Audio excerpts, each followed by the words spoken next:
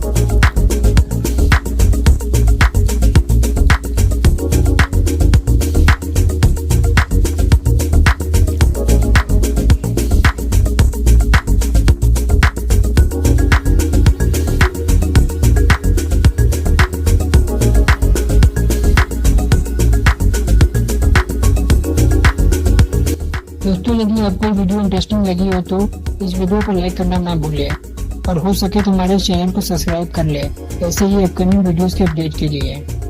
Thanks for watching my this video.